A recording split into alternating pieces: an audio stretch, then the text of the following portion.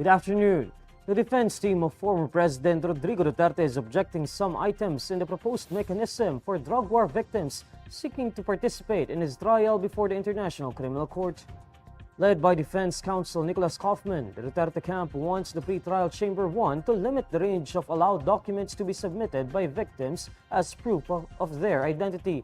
The Defense Counsel suggests to limit it to either only the national ID or an up-to-date Philippine passport. They say this is to streamline proceedings and adopt a more stringent approach. In case both IDs are not available, the defense says the court should accept in a staggered fashion the valid IDs identified by the Social Security system. Kaufman believes limiting the range of identity documents reduces the risk of fraud.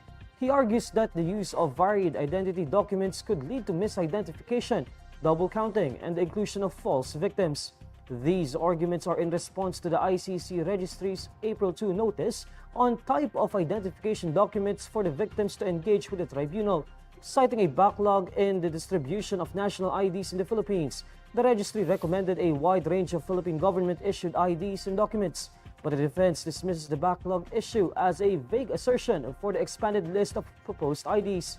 For Cristina Conti, a lawyer assisting victims in the ICC proceedings, the defense's observations are out of touch and harsh. Conti believes it was intended to exclude the majority of the victims of Duterte's war on drugs. Former President Duterte is facing crimes against humanity charges before the ICC in connection with his anti-drug campaign that left thousands dead. Former presidential spokesperson Harry Roque casts doubt on the credibility of the vlogger who claimed that he was the source of the so-called Pulvoron video allegedly showing the president. The Pulvoron video supposedly shows President Bongbong Marcos sniffing an illegal drug. The video spread online just before he delivered his third State of the Nation address in July 2024. However, cybercrime experts from both the Philippine National Police and the National Bureau of Investigation said the video was fake. In a live stream on Tuesday, April 8, Roque questions the motives of vlogger Pebbles Cunanan for claiming that he was behind the video, accusing Marcos of drug use. Kaduda-duda talaga pagkatao niya dahil sa pagiging napakatinding kritiko ni Marcos, ngayon halikpwet siya kay Marcos, di ba? Bakit? Magkano yan? Anong dahilan? Bakit? Sabihin mo, bakit? Earlier, Cunanan admitted at the House Tri-Committee hearing that Marcos was not the one in the video. She said the man's facial features were far from those of the president. The vlogger also explained there was a raw version and an enhanced version of the video. Yung raw version po kasi, kapag tiningnan nyo, hindi nyo siya masasabi na kahit na hindi po siya talaga, hindi nyo rin po talaga masasabi na si PBBM. So, in-enhance po nila yung video para mas maging maliwanag at mas makita. Ang ibig nyo bang sabihin, na-edit yung video? Yes po, Mr. Chair. Version? Maski po yung raw video, hindi po ako naniniwala na si PBBM yan. Cunanan also said that Roque was the one behind the operation to spread the video. In a sworn statement submitted to the House, Cunanan said she was invited to a private dinner with other vloggers supporting former President Rodrigo Duterte. She said Roque told the vloggers that a politician's relative had given him a video showing Marcos supposedly using cocaine.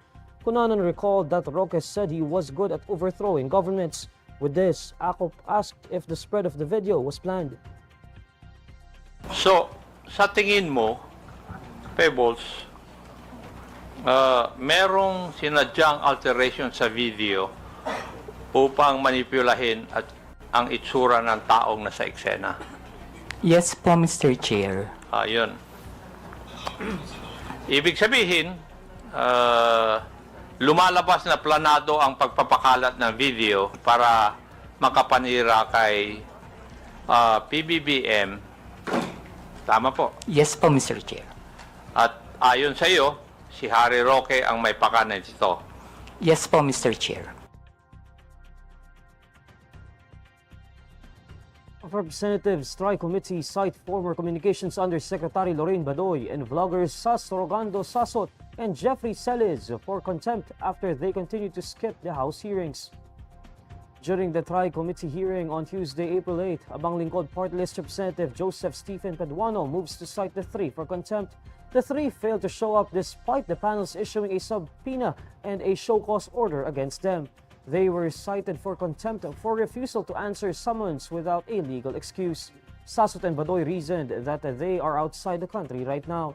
The Tri-Committee is investigating the spread of disinformation online after several resolutions were filed and different privileged speeches about the matter were delivered. Surigao del Norte 2nd District Representative Robert Ace Barbers was one of the lawmakers who delivered a privileged speech after different fake rumors were spread about him and other chairpersons of the House's Quad Committee. During that time, the Quad Committee was probing illegal activities in the Philippine offshore gaming operators, the illicit drug trade, and extrajudicial killings in the past administration's drug war. And these are the stories you need to know today. I'm Neil Mercado. Follow INQUIRER.net on Facebook, X, YouTube, TikTok, Instagram, and Reddit. For more stories, visit INQUIRER.net. Good afternoon.